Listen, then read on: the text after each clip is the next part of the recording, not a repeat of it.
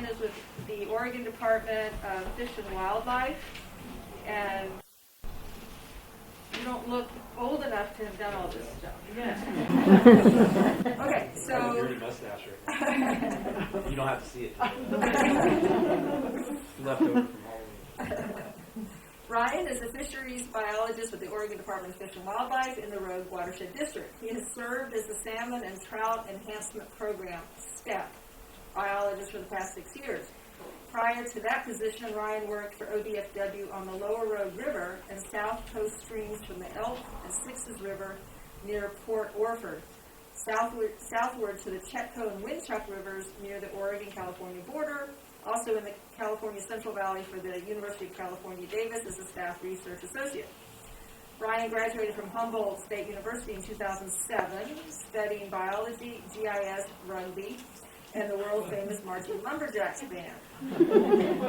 Ryan has worked with salmon, steelhead trout, and green sturgeon in his 14-year fisheries career, ranging from leading the Rogue's oldest continual fisheries monitoring program, the Huntley-Seining Project, in Gold Beach, partnering with anglers to collect broodstock for the Chetco Winter Steelhead Hatchery program, and also acoustically tagging and tracking migration of salmon, smolts, and adult green sturgeon in the Sacramento River and Delta. That sounds so fascinating. As the Upper Rogue STEP Biologist, he wears many hats, so to speak. He spearheads fishery enhancement projects in the Grants Pass area, advises landowners on stream stewardship and riparian restoration through Jackson and Josephine County, monitors fish populations in small streams, and brings the wonders of salmon to the classrooms of around 50 teachers and students every fall with the Fish Eggs to Fry classroom incubators program. STEP projects are great opportunities to get community groups involved with fisheries management in their local watersheds, and Ryan works with local fishing guides and conservation groups such as Middle Rogue Steelheaders, Rogue Flyfishers, Southern Oregon Flyfishers, and Crater Bass Clubs. One of the cornerstone monitoring projects of the Upper Rogue STEP is the small stream, urban stream, and intermittent stream programs. Volunteers help Ryan operate fish traps in the winter and spring months to document Chinook, Coho, Steelhead, speckled dace, Pacific Lamprey, and even Klamath Small Scale Sucker usage in often small and overlooked streams of the Rogue Valley. Many of these are likely in your own backyard and community. Thank you for saying that. Ryan lives in Medford with his wife Golden and 2-year-old son Walter. Ryan enjoys time with his family camping, hunting, fishing, snow sports, and most recently all the DIY tours. All right, thank you. You do a lot. Thank you.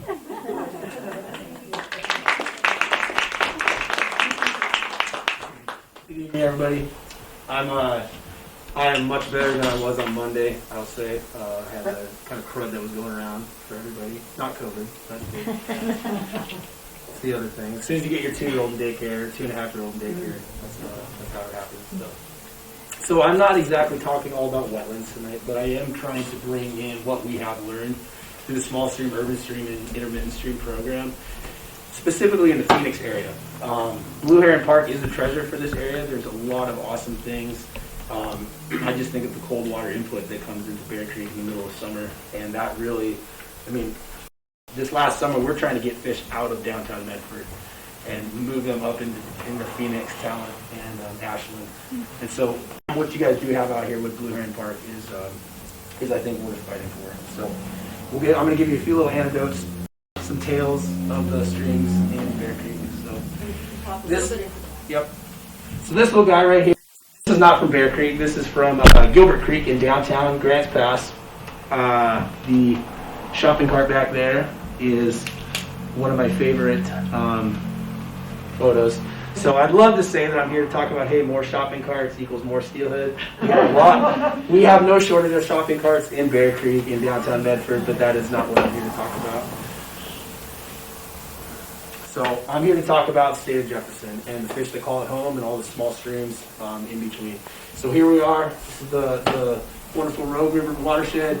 It's a very dynamic basin. To the south, we have our coastal mountain ranges, or our Klamath mountain ranges. To the west, our coastal mountain range, and to the east, the Cascade Mountains. It's very flashy. We can have 60, 70 inches of precipitation over in Cave Junction for the winter, and you'll get over here in Medford and we'll see 16, 17, 18 inches.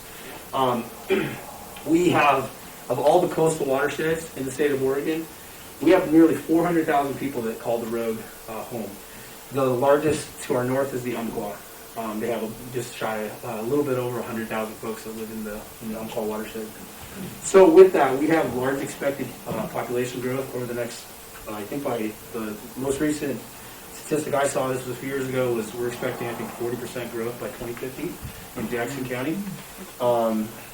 But when you have all these people living in all this awesome habitat, this is also the habitat that critters like steelhead, cutthroat trout, Chinook salmon, lamprey, all the other critters that we're going to talk about, they also like to live in here. So the green is our low gradient habitat, and that's really where species like summer steelhead in particular are very vulnerable. That's where they live, that's where we live. And going forward, you guys saw it this year, competition for water. This was the very first year that the Klamath project over on the other side of the mountain did not get water deliveries for the Klamath Basin Farms Town Irrigation District shut off the beginning of August this year. Honestly, we did not know what to expect when that happened. A lot of our small streams are used as irrigation conveyance. And so essentially they trick fish to hang out in them, and then you turn the spigot off, and what do these guys do? So we actually have 11 species of native fish that call the Rogue home. Sometimes I say 14, but that's if you're breaking, if you're a splitter, not a lumper. So we have our fall and spring Chinook salmon, our Coho salmon, our winter and summer steelhead, resident rainbow trout, steelhead and trout are the same. A coastal cutthroat, and then we have 4 species of sculpin, Pacific lamprey, 3-spine sticklebacks. You don't see those guys up here too much. They're more in the lower watershed. Klamath Small Scale Sucker, speckled dace, and the 2 species of green sturgeon. I'm a sturgeon guy. The Rogue's awesome. We have one of 3 spawning populations of green sturgeon that hang out in the Rogue. If you want to talk more about sturgeon, I'd love to talk with you about it. But these guys, I mean, they'll go all the way up to the Columbia River and then come back to the Rogue. So we've got amesthetes. So amesthetes are juvenile lamprey. Just recently, I believe, Ian Reed documented, he's a local lamprey expert, actually found Pacific lamprey amesthetes in, I think, just south of Ashland, up around Oak Street.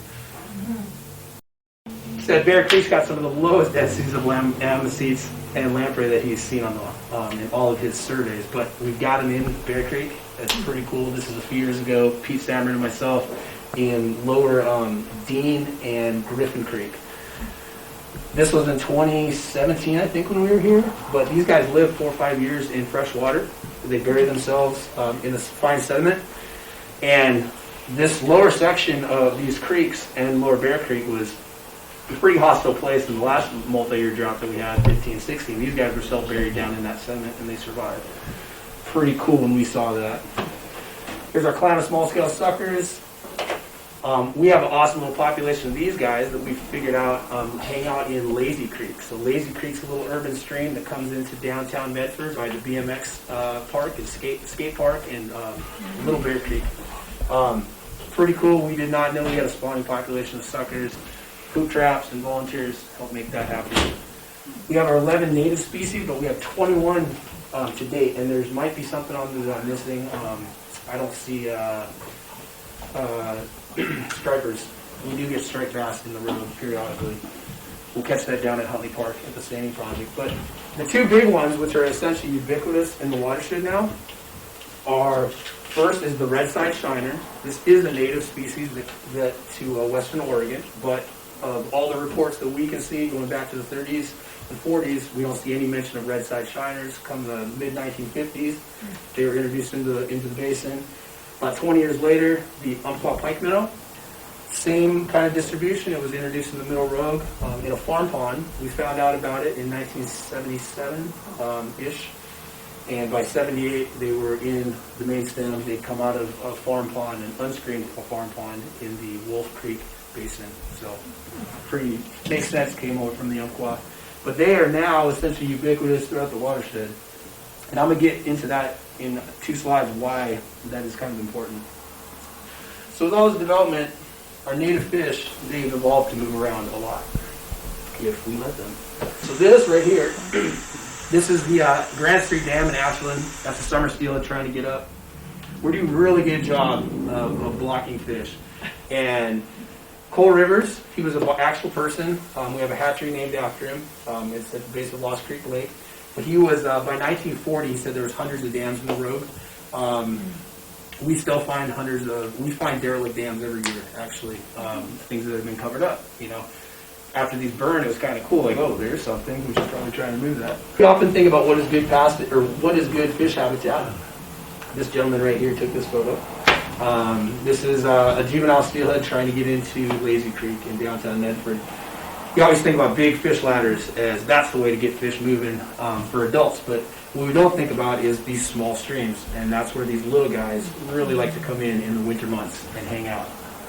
And what keeps them alive in the summer, this goes back to grade school, fish need clean, cold water, and what makes that? Riparian shade. What we don't always talk about is what is cool about Blue Heron Park, and that's some of the springs and wetlands. So here's a canopy assessment of the Bear Creek Basin. This is old, this is from 2005. Obviously it doesn't have the massive Alameda fire burn. But for the most part, you can see in the highly populated areas, that's where the riparian canopy is lacking. Low is yellow all along the I-5 corridor. As you get into Phoenix and Talent, we used to say, hey, that's actually some pretty good riparian habitat. You get down into Medford and Central Point, and it's just pretty denuded. One of the things our department has been advocating for is the retention of some of the larger standing dead snags, as that is, we are hopeful that can help. Eventually those are going to fall into Bear Creek. We had a lot of it getting cut off the bikeways and from potentially falling onto I-5, but we are wanting to see that standing dead wood stay put. That also helps in the succession of new species because it gets hot here in the summer.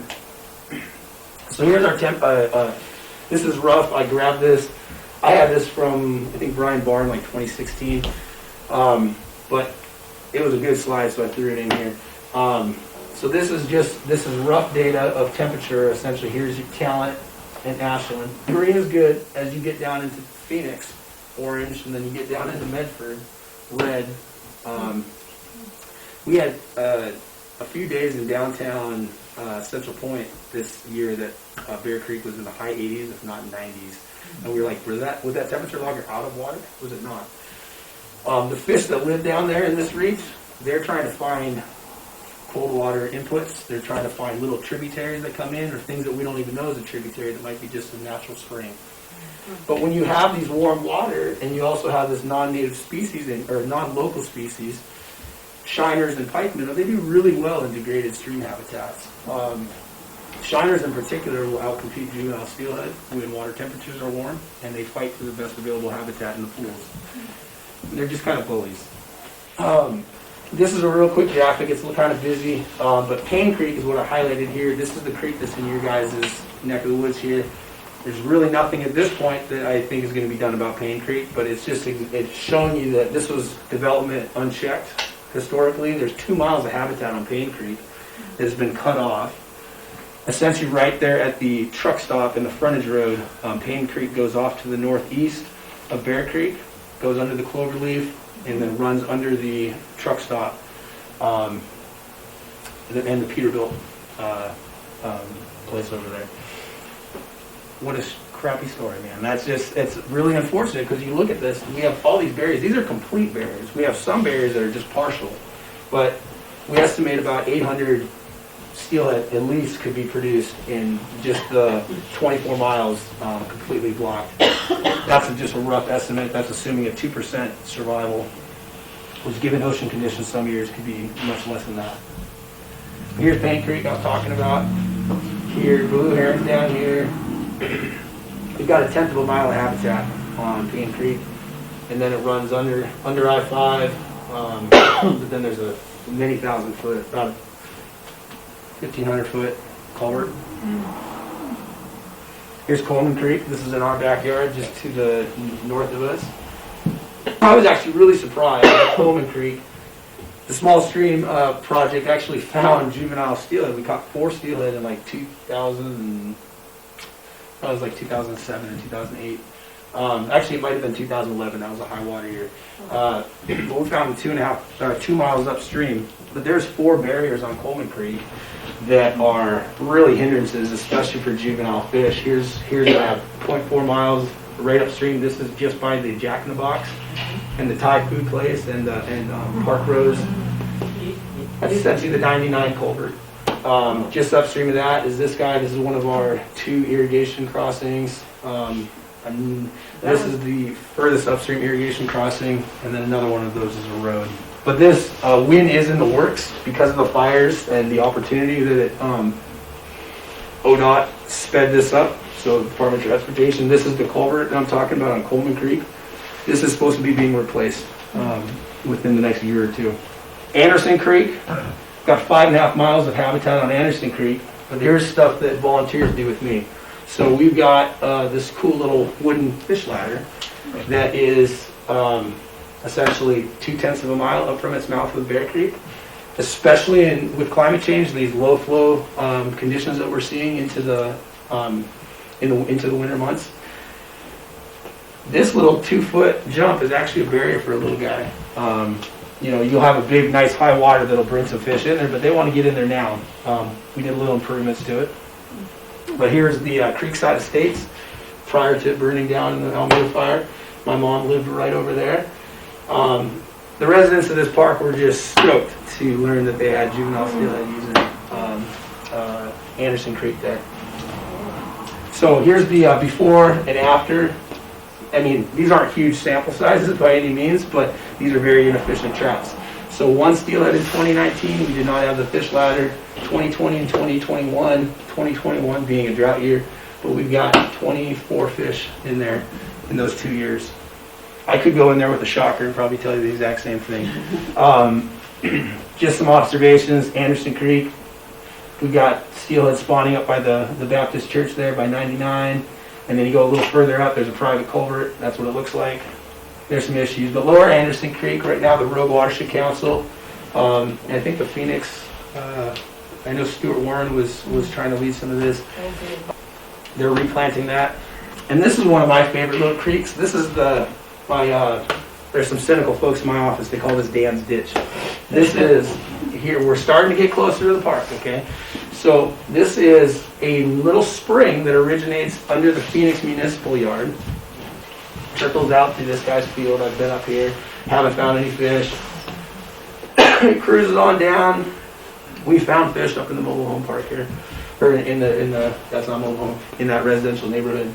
But essentially, then it goes through the side of Creekside, right now where the cement company was. There was like essentially it actually. Yep. Okay, that's right. It's just innocuous, and you don't even think about it. It's cruising through this little neighborhood, and I mean, this is what we see every winter. Wow. You can go in there just below a small little pool and net those guys out of there. These are all juvenile steelhead. I have netted juvenile Chinook out of there. We partnered with the Phoenix High School a few years ago. This was it. On year 2 after we cleared the 10 feet of blackberries that had grown in. Year 3 on the left. Year 5 we had an inmate crew come in and we further got rid of blackberries around this small tributary. The day I was going back to see my mom's house, if it burned, I had to walk by the thing and I was like, hey. Unfortunately, a lot of these guys did end up dying. Yeah.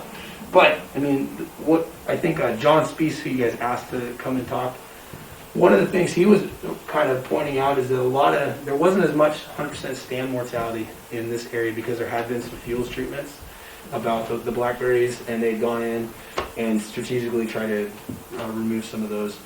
I personally can't say I'm super happy with what I'm seeing currently. There's just more of a let's go in there and bulldoze everything in areas that did not burn, but we do have to start tackling these non-native vegetation in the area.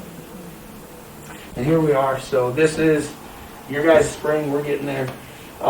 This little spring in here, actually, after this burned, it was like, man, there's so many little seeps and tributaries and stuff coming out in this area. No wonder, when you looked at that first graph, it's warm in the summer, but it doesn't take into account you have all these little micro refugia.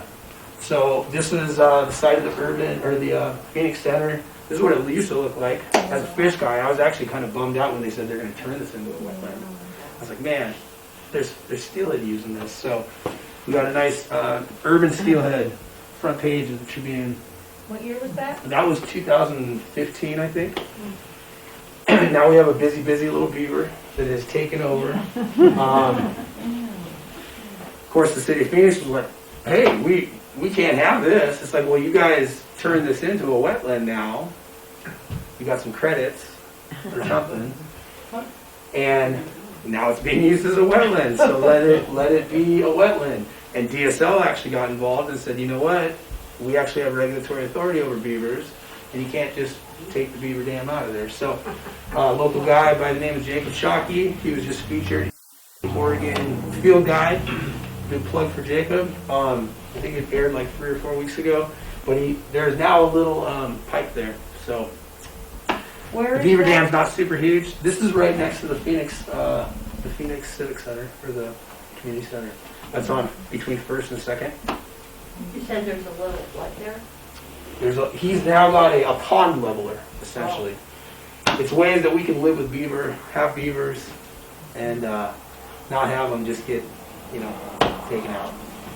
So, but where this thing comes out is still a pretty valuable habitat. And I on a big high water year, I could see, a lot of folks think beaver dams is like, there's different things, beaver dams versus like a concrete dam. I have seen water flowing down this side channel, so this can get into there. And the cool thing about this is I think it does hold some of that water during the summer and continue to let it out. Not sure what the temperature is, that's my only concern. This is where it comes out on the bicycle path.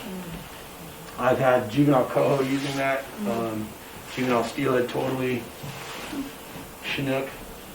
This is some temperature data. This is real data that I took with the Phoenix High School kids in 2016, back when I really was like, ooh, let's do some science, guys. We deployed some temperature loggers, and the little blue line here is that unnamed tributary that we showed with all the fish in the net. We're pushing, on average, at least 3, actually like about 5 degrees less. In the upper graph is the maximum daily temperature, the 7-day maximum, and then the bottom is the 7-day average. But consistently, that little tributary was a lot cooler. It does not surprise me that Anderson Creek is up here. Anderson is just more irrigation water that's going down in the summer. But I wish I was seeing this. This is all juvenile coho. This is actually from Hawk Creek. That's from this summer. My colleague at the BLM took that. Those are all juvenile coho. They were snorkeling through this reach, and it was like bath water. And then as soon as they hit this little tiny, they got over the side, it started getting cold, and then suddenly they're like, hey, we weren't seeing fish where we would normally think we would, but they're all tucked up on there by the bank, hanging out in that cold water to survive the summer. But this is from this summer. This is from July. Pretty much right where the wetland actually does come out, the hyperetic flow, so the underground flow that meets Bear Creek. This guy is this is an adult summer steelhead. Had already spawned more than likely, and he was just hanging out, trying to seek some refuge. It was cold water coming out of this little spring, and he was hanging out there, so we didn't have to make the whole trip down the rest of Bear Creek. So here's our wetland. This orange line over here. So historically, after the burn, I was talking with, I think, Jerry Vogt from ODOT, and he was talking about this this berm that essentially was put in, I think, in the 50s or 60s, whenever 99 was built. So this berm, it cut off, originally I think, and this is where Eugene and I were talking, I think that this little wetland probably flowed under here. But when you walk the bike path, you definitely notice there's this little tributary over here, and you'll see it definitely this winter. Otherwise, just go traipse around there, you'll see this. And I've always walked by, I'm like, I would love to see even this little 1/10 of a mile section having juvenile fish using it. Because it's, Bear Creek is an urban stream. It's very flashy. You get a little bit of rain, and downtown Medford shoots up to like 250 cubic feet per second in like a half an hour. It's classic urban stream syndrome, but you have these valuable little off-channel habitats that juvenile fish can hang out. And in the summer, if they could access that and get access to that cold water coming from that spring, that would be very, very valuable. We don't destroy habitat like we used to. I don't have any better pictures other than this. This is one of the reasons that we live here, I think. We don't want to see, there's plenty of examples of development gone unchecked with zero environmental regulation. This is the LA River. Goal is to not turn that. When I go out on calls and I talk to some real old timers, and they just hate Californians, man. They just got me. And I'm like, well, do you guys want to see what you're doing turn into California? Oh, heck no, man. So I try and remind them that what they're doing is not good for the streams of the Rogue. But I do honestly believe that Bear Creek's worst days are behind it. This is my boss, Dan Van Dyke. He likes to get out in the field every now and then, and he'll go out into Lower Bear Creek, because we do have some historical data on Lower Bear Creek below Pine Street, below Central Point. And back in 1991, the last time we had a very significant multi-year drought and El Nino, they were doing surveys in Lower Bear Creek, found no juvenile coho, no juvenile Chinook salmon, nothing but non-native red-side shiners, pretty much from the mouth of Bear Creek all the way up to Wagner Creek in Talent. Bear Creek's in some pretty bad shape if you're only finding shiners up to Talent. Black crappie, raw sewage smell. There's parts of Bear Creek you can go and get some raw sewage smell. Absolutely, I won't argue with that. This year they did not see any of that kind of stuff. They did not see crappies. We did not see carp breaching in Lower Bear Creek. Sign of very high water quality. You've got carp running everywhere. But the cool thing is we did find juvenile Chinook from pretty much Medford Irrigation Dam all the way up to Talent. So that encompasses the Phoenix area. And we also found juvenile, non-native red-side shiners are only dominant in 2 of the 5 sites that they were looking at. And the cool thing in that lower section is we were finding juvenile steelhead. And so they were hanging out with the cold water, the one cold water stream that comes in there. And it's not even that cold. It's like 67 degrees, while Bear Creek was like 80 on the day that they sampled it.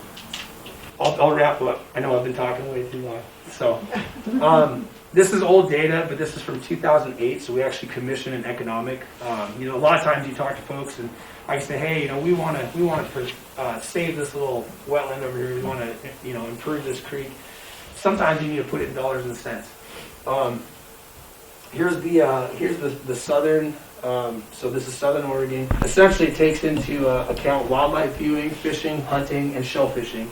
I'm a fishing guy. I like to hunt. But honestly, our biggest contributions to economic expenditures in the area is to wildlife viewing, and that's something we realize that, and we're trying to push much more non-game.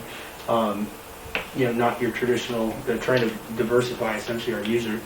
So it plays a big role. And so put it in. This was the last time I did this was in 2016, but $61 million in 2016 dollars is what hunting, fishing, wildlife viewing, and it's mostly activities on the road. But the fish especially find their way in all of our other tributaries that attach to the Rogue system. Jackson County, a lot bigger than Josephine County, but it does add up. And this is folks coming to the area to go and ride on a boat ride. This is coming and